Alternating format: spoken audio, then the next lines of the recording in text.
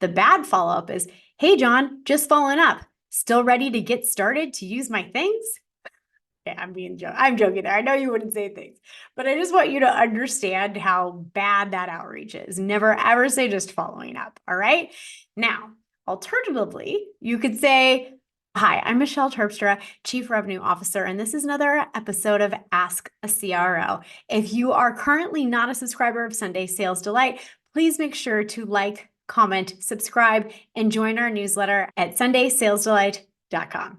All right, so let's go ahead and jump right into follow-ups. The number one reason most people absolutely suck at follow-up, and it's not what you think. If you're a sales professional, sales leader, or an entrepreneur, business owner doing your own sales, you're gonna wanna stick around while I tell you exactly why your follow-up is completely failing. So the reason why I'm talking about this right now is it's towards the end of the month. And typically at the end of the month, I don't know about you, let me know in the comments section below. Anyone who has you on their radar in terms of selling something to you, you're probably getting a lot of emails, a lot of outreach, a lot of, hey, are you ready to make a decision? Just following up.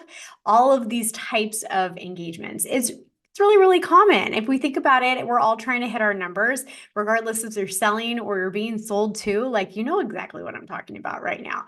But the thing is that no one really actually likes to be sold to, right?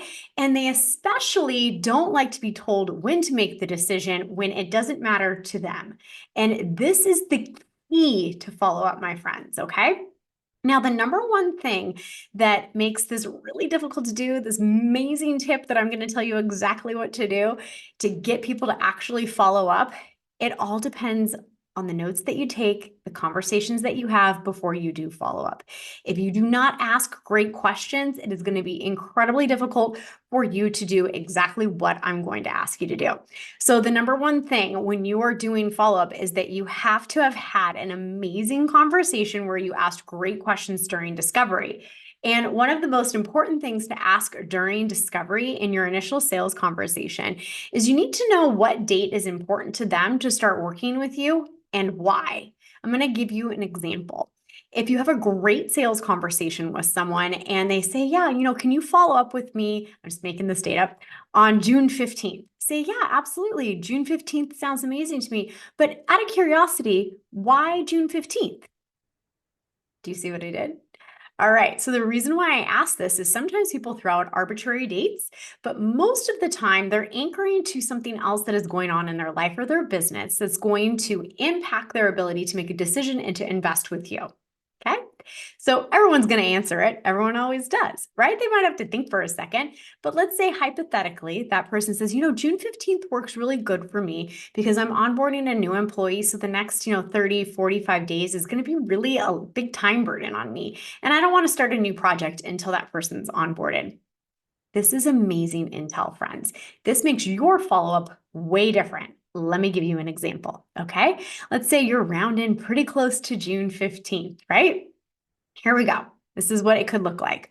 The bad follow-up is, hey, John, just following up. Still ready to get started to use my things?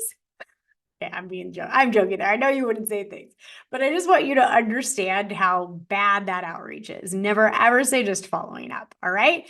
Now, alternatively, you could say, hey, John, I know that you are finishing onboarding your new employee, and as we get close to June 15th, I actually have this special offer this month that I'd love to offer to you. Is June 15th still the date that you wanted to get started? I guarantee you will get a reply. Okay. The difference between the two is one is all about me, the salesperson who's trying to make a sale. The other one is all about the other person, their timeline, their needs, their goal, etc.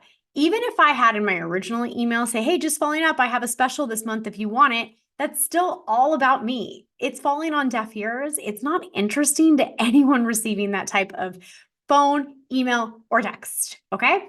Now, if you have the information from that original call, that original conversation, you can personalize that outreach, and I guarantee you're going to get a 10x response on that follow-up. Not only are you going to get a 10x response, you're going to move people through your pipeline so they don't stay stuck in the forbidden forecast that keeps getting reassigned to the new month because they're never closing. You have to use what you know about them, their business, their needs, and their desires in your follow-up to be successful. Now, if you go and use this, you better come back and tell me how it goes, because after coaching nearly 1,000 people, sales professionals, sales leaders, entrepreneurs, I know it does. So I want you to be the next success story. So when this does work for you, come back, let me know in the comments section, or you can always reply to my Sunday newsletter. I read every single reply. Now, once again, don't forget to like, subscribe, comment, do all of the things. And hey, maybe you could share this with a friend. Till next time.